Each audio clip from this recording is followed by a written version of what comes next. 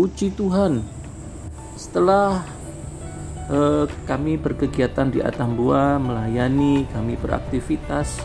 Hari pertama kami datang di Atambua, ada hujan yang cukup segar, yang membasahi bumi, dan selama sekian lama tidak hujan. Jemaat pun berkata, waduh Bapak datang ini tiba-tiba hujan. Sekian lama tidak hujan, tiba-tiba di Atambua hujan, meskipun tidak deras, tapi itu membuat suasana segar. Perlu saudara ketahui bahwa di NTT ini kalau ada musim dingin atau udara dingin pada bulan-bulan sekian ini, bulan Agustus ini, itu ada angin dari Australia yang sampai ke NTT dan ikut dingin. Sekalipun masih panas di luar, sekalipun gersang, saudara lihat kanan kirinya, meskipun ada tumbuhan pohon yang hijau tapi ada yang coklat. Artinya suasana sedemikian. Nah, perjalanan kami ini sekarang menuju ke Kupang.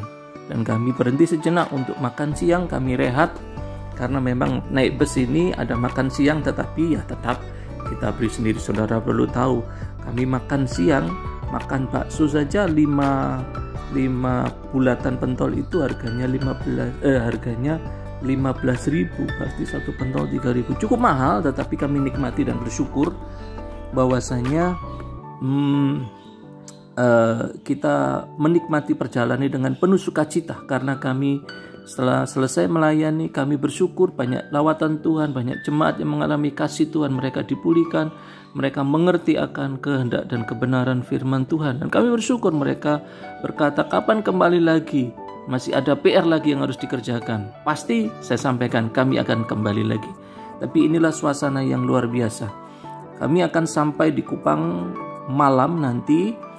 Sebab perjalanan yang cukup panjang ini kurang lebih 6-7 jam, tapi kami akan nikmati perjalanan sekalipun suasana udara yang panas-panas dingin, kami duduk depan karena kami meminta, kami tak duduk depan untuk bisa melihat pemandangan suasana yang ada di NTT. Ya, sepanjang dari Atambua menuju Kupang, suasananya sedemikian. Rumah-rumah yang nampak di sekitar adalah rumah-rumah dengan atap seng. Rata-rata mereka begitu, tidak ada atap genteng seperti di Jawa. Nah, kita hampir masuk Kupang dan kami sudah menjelang malam, kurang lebih jam 7.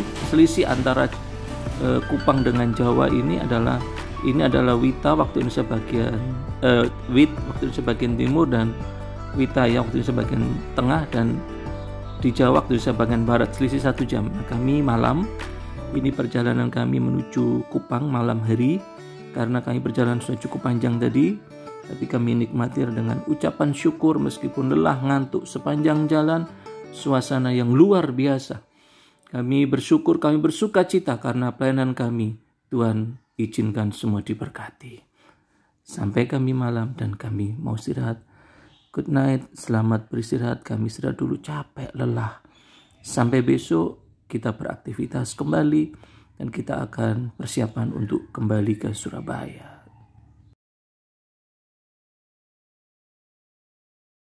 Selamat pagi. Pagi yang segar dengan suasana yang coklat, rumput coklat, jalan kaki sebentar, packing barang-barang. Setelah jalan kaki, kami persiapan untuk ke Bandara El Tari. Ini jalan baru, dan dari kejauhan tuh nampak Bandara El Tari. Kita melewati jalan baru. Saya juga baru tahu jalan ini. Jadi lumayan bagus lah pengembangan kotanya.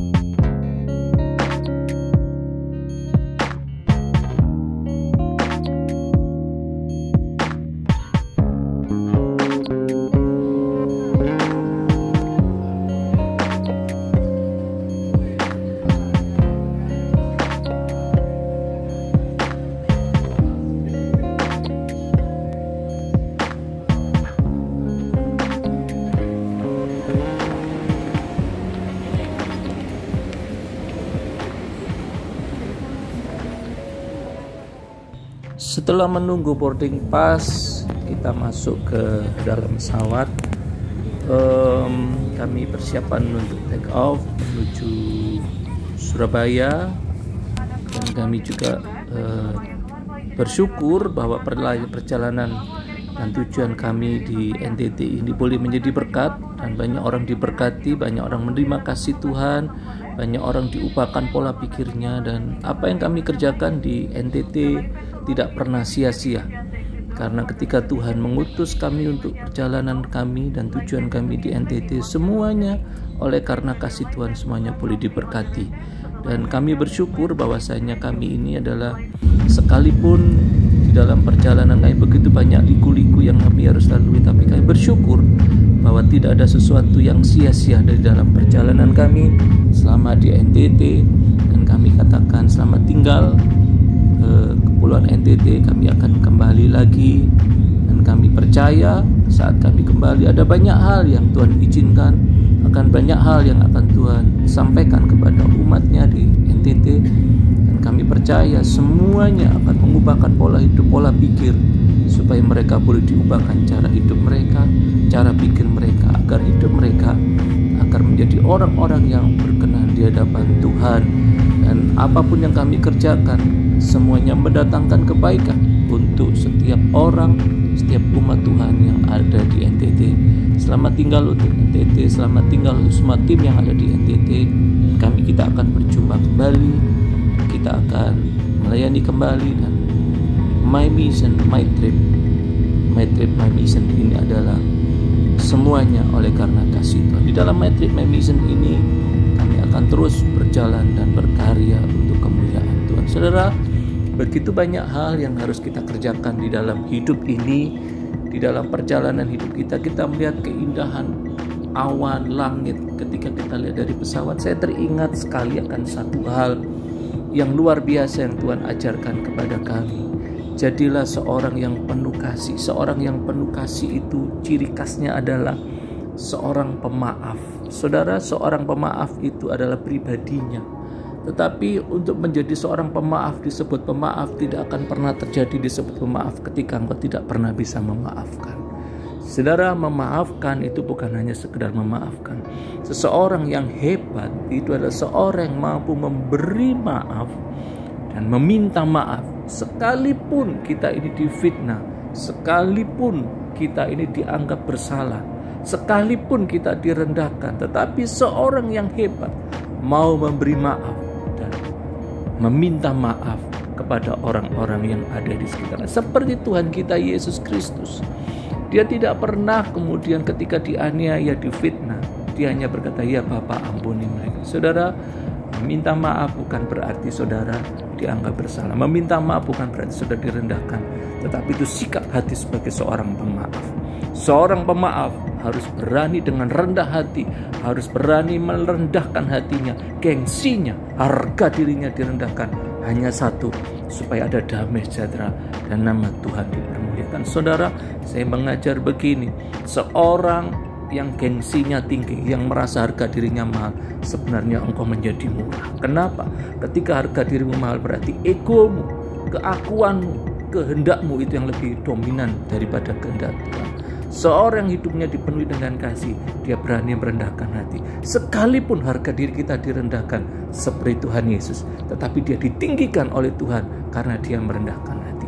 Orang yang tinggi hati karena harga dirinya mahal, egonya tinggi, suatu ketika akan direndahkan Tuhan. Oleh karena itu, mari kita di dalam saat ini kita melihat awan, kita melihat pemandangan, mendung, semuanya, gunung, kita melihat siapa kita ini.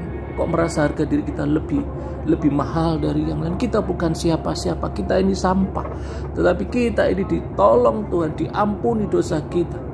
Kita ditebus dosa kita, bukan karena kehebatan kita, bukan karena kebaikan kita, tapi oleh karena Tuhan yang memberi. Oleh karena itu jangan merasa harga dirimu lebih mahal ketika engkau direndahkan, difitnah, tetapi tetaplah rendah hati sekalipun engkau direndahkan, difitnah. Saya sudah sampai di Surabaya. Puji Tuhan, kita melihat dari udara ini nampak kota Surabaya dari udara, dan kami sebentar lagi akan mendarat dan kami akan sampai dan kami akan senantiasa ingat betapa Tuhan itu baik. Tunggu di My Trip My Mission kami berikutnya, di perjalanan-perjalanan kami berikutnya, di dalam perjalanan kami melayani Tuhan dan perjalanan kami kemanapun kami berjalan. Di sana ada karya Tuhan akan dinyatakan, yang sakit disembuhkan, yang susah dihiburkan oleh karena Tuhan.